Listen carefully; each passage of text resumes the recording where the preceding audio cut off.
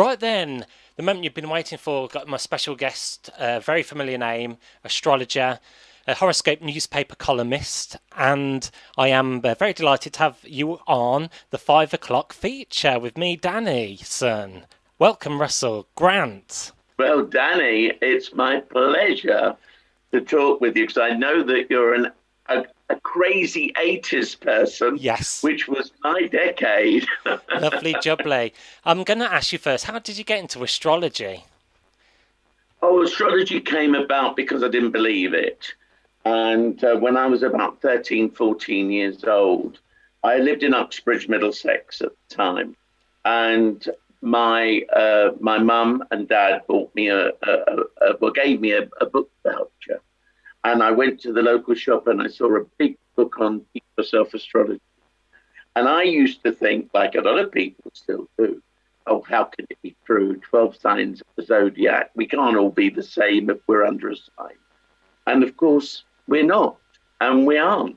And it was through that book I learned more and more and more. And then I touched lucky because in my early 20s, I was working at the Ideal Home exhibition on a huge feature called Stars in Your Life. And the Queen Mother came along and she had an astrological chart done by me. And the pictures of me with the Queen Mother went all around the world. And my career doing, I was an actor. I'd been in the West End. I'd been working with everyone from Simon Le Bon, who went on to Duran Duran. We worked on Tom Brown's School Days together. I was in sitcoms like On the Buses, George and Mildred, too many to mention. But then suddenly my career took off, but through my hobby as an astrologer. So it was all a crazy time for me, but a wonderful. Yeah, that's wondrous. And just touching on the 80s, you've done a little bit of breakfast TV as well. You also had a top 100 chart hit in June 1983 with a Supremes cover called No Matter What Sign You Are. Now, do you want to know about that? Because Friday the 13th is very important. Yes, so Because, I was going to say, no matter what sign you are, the Supremes cover. And I worked with the Starlets. It was Russell and the Starlets. It was all put together for a bit of a laugh. And the Starlets were Kenny Everett's girls who used to appear on his show. And we thought, what we'll do is we'll launch on Friday the 13th, May 1983. It backfired. All of the records were going out from BBC Records, but they had June the 13th. And so we launched it on Breakfast Telly, and there were none of the 45 vinyls in the shop. Well, That's where Friday the 13th backfired. You did hit the top 100, so you are in the Guinness chart. So, oh, am I?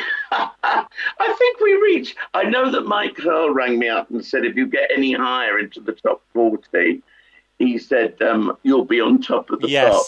Yeah. But of course, we didn't sell many more because they were all ready to go out a month after. Yeah. And you mentioned that ominous date on the calendar, Friday the 13th. What are the common misconceptions about Friday the 13th? Well, the most important thing is there's a lot of people who really, really do believe in this. And of course, it's the power of the mind. In fact, there are so many people who do believe it's a dark day that you will be suffering from triskaidekaphobia. Ah, yes. So if you had this real irrational fear of Friday the 13th, you are a triskaidekaphobic. And it comes from the there's two parts of it.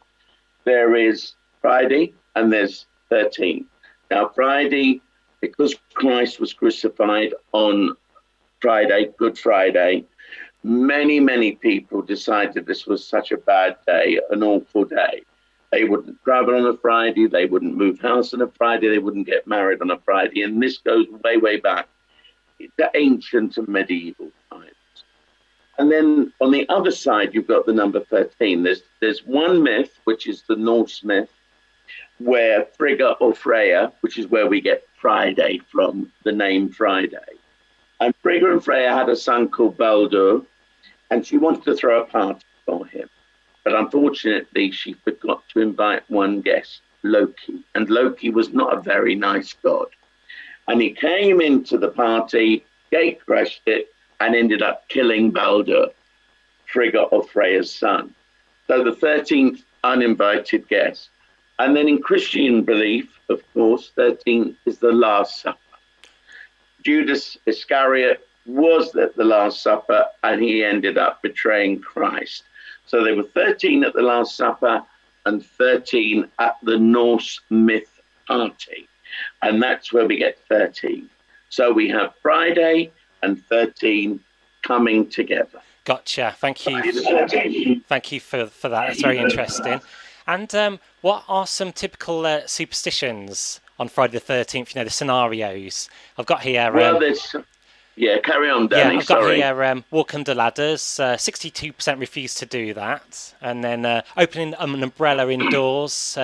46% wouldn't dream of doing that. And a third of people polled would avoid the number 666.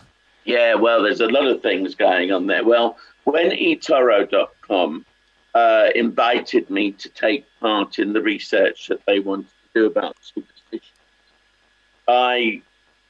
astrology, you see, has no bearing on Friday the 13th, but they want to check the sun signs, which ones are likely to use stocks, investments, shares, and basically go into what they do so well.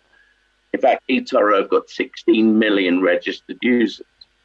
And I said to them, if we get Leo, the sign of gold, and Cancer, the sign of silver, I said, coming near the top, then we will know that these signs can connect with trading, with investments, because they are the signs of gold and silver.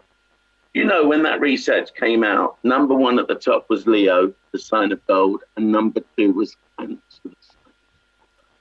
I was over the moon because it gave, even though it's only sun sign astrology and not the real deal, and in other words, having your chart done, it gave validity to the sun signs.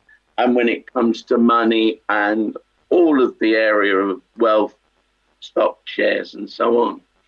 And a lot of people, you see, will use astrology in the wrong way. Astrology is very much your potential as an individual. And it's the same as superstitions. For people who believe in these areas of superstition, could have come from their grandparents, their upbringing, mum, dad. I know if I put a pair of shoes on the table, my grandmother would go bonkers, mainly because that comes from the superstition. Or when a miner died, as in the mining industry, their shoes were put on the table. So it meant a death. And 666 comes from the book of Revelations in the Bible. How many things come from our belief and faith? And 666, of course, is the beast. Fascinating. So there's so many things that people believe as a result of their upbringing. And to them, it is real and it is rational. To other people, it may just appear irrational. Mm-hmm. Power of the mind, Danny. Sure. And we are in the month of November now, into December. What can you tell me about the star signs Scorpio and Sagittarius during this time? Well, Scorpio, first of all, we're heading towards a new moon. And new moons are about fresh starts and new beginnings. So if you're making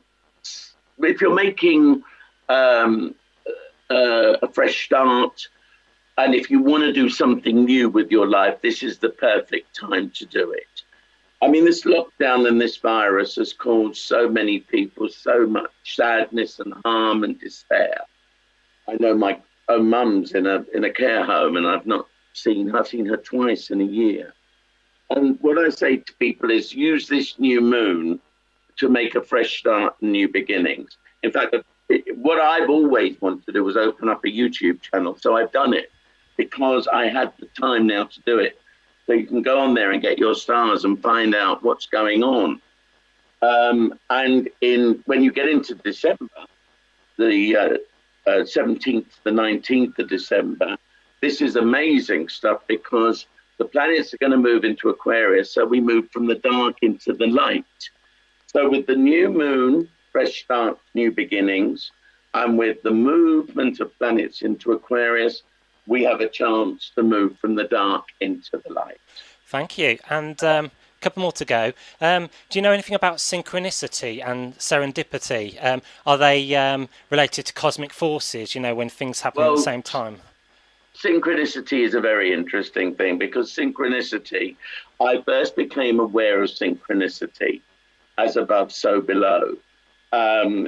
In other words, I remember writing the word Wimbledon on an envelope.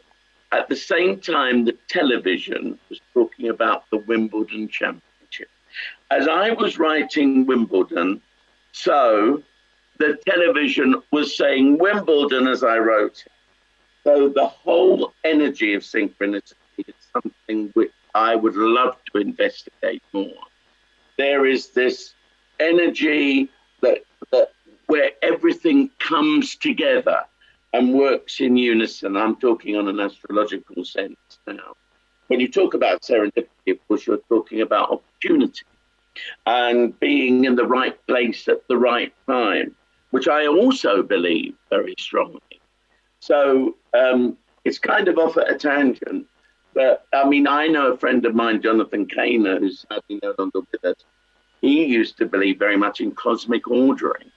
In other words, if you ask the cosmos for something, you can attain it.